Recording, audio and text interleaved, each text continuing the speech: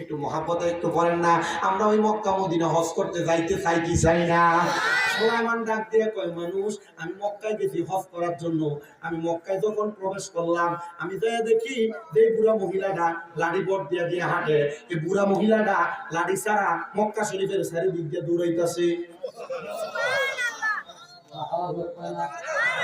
আচ্ছা, বুড়া বাড়িটা আসিল কই? সুলাইমানের এলাকায়।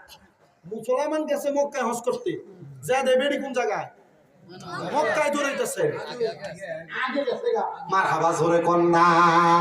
এ মুসলমান, হযরত সুলাইমান কয়, জগতের মানুষ, আমি দেখছি রে যে মহিলাটা লাড়ি বট দিয়া দিয়া হাইতে হাইতে আইসা আমারে একটা ফুটনার মধ্যে কইরা কিছু হাদিয়া দিছে, একটা গাটুরির মধ্যে কইরা কিছু হাদিয়া দিছে। আমি মক্কায় দিয়ে দেখি এই বেডি আমার আগে মক্কায় দিয়ে মক্কার চারদিক তাওয়াফ করতেছে, দৌড়াইতেছে। আমি অবাক হয়ে গেলাম, এই বেডি না লাড়ি বট দিয়ে হাঁটে, এই বেডি মক্কায় আইলো কেমনে?